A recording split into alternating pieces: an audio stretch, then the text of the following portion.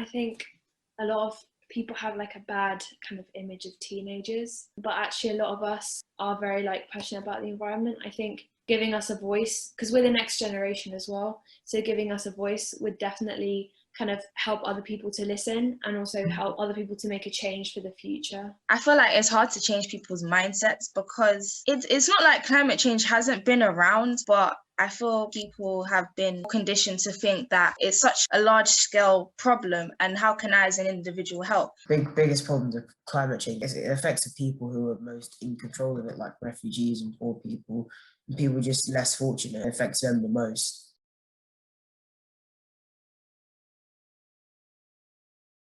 So I think there might be stuff happening behind the scenes at church, but I'm not 100% sure. But I think as school, normally there's quite a few things. They've started doing a Meat Free Monday at school, and there's like various posters up about what you can do to change your impact. At my school, we have a lot of recycling bins around, and they also stopped giving us plastic forks, so we have to use the metal cutlery. For my school church, we have a program that we do called Plastic Pioneers, which is used to reduce single-use plastic. And everyone in the school has like a biodegradable water bottle, which was given to them to try and reduce single-use plastic. So in my school, we've got like an eco club, and we do lots of like assemblies and are kind of constantly promoting it. So I think lots of people have become much more aware. But at my church, we don't really have any of that. Yeah, I think in youth groups and stuff, when we go into our groups, we talk about it, but like we never really talk about it in the main church building. I mean, sometimes we pray for it at the end, but it's like not very common. Also because church has a mixture of ages, but then schools are just full of young people, and because it's the young people's future, it's affecting, you don't hear it as much in church because it's like older people as well. So I feel like they care a bit less about it, or not always, but it's more young people who want to do something about it.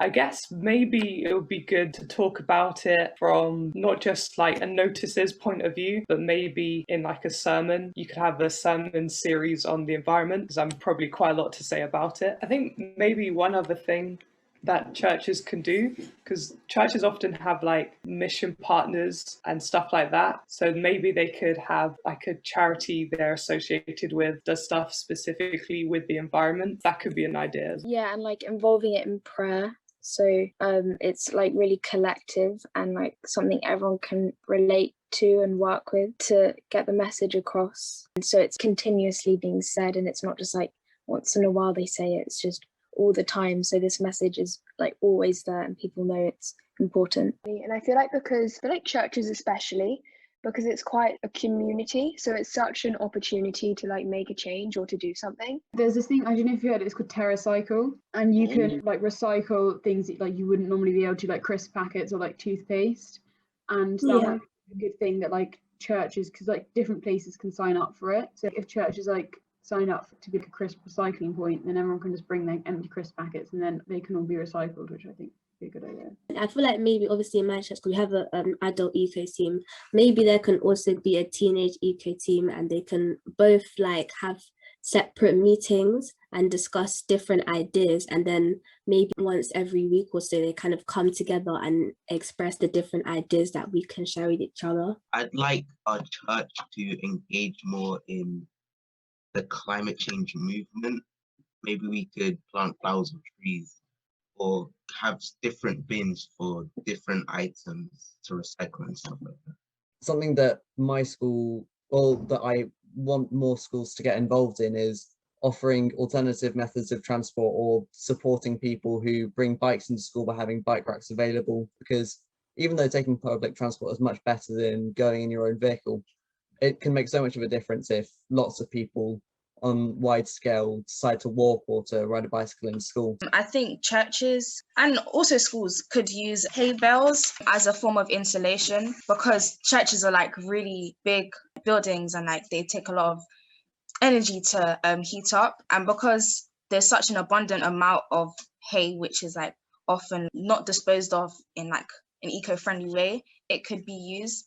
And also another way could be switching to like affordable renewable energy.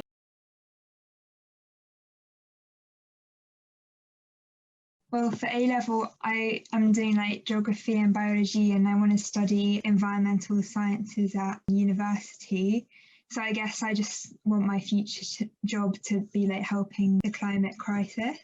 Me and my family kind of started walking and cycling most places. I tried making my own clothes. That took quite a long time, so it hasn't got very far, but it's an idea. I've just been trying to buy less brand new clothes, which sometimes feels not like hard, but like sometimes feels a bit weird because like you can see loads of friends or just the general like world around you being like, get this new thing, it's in trend. I feel like trends are quite unsustainable because of that.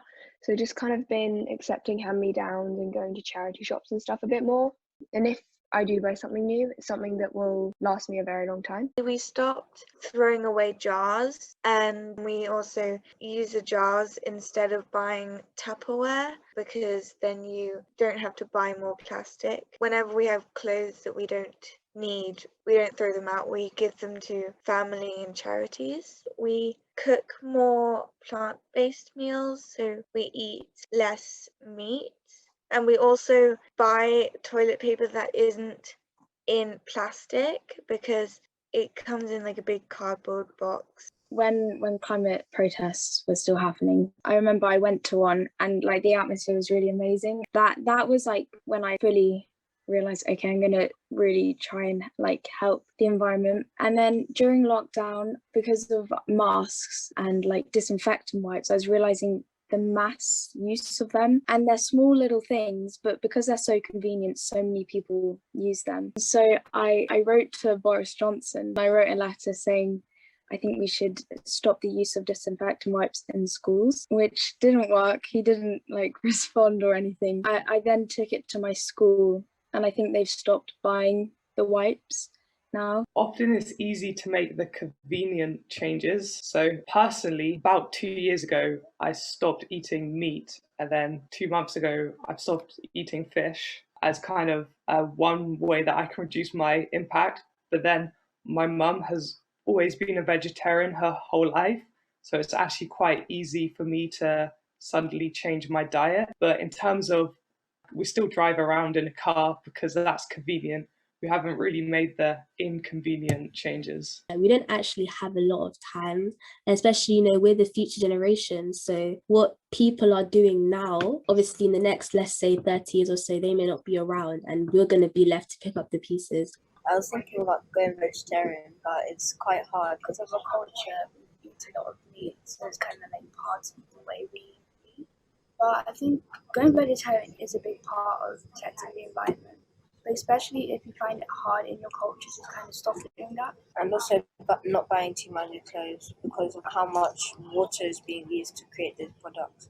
Like when I first heard about how much water it takes just to make one pair of jeans, it was shocking. I remember I was talking to people about food waste because I've now realised how big of a problem that is and just how that is affecting all the farmers and what they're earning, and then how they're having to grow their crops and everything. Just the waste of food, it's like really upsetting to think how much is gone and then people still go hungry, and you're like, that doesn't really add up.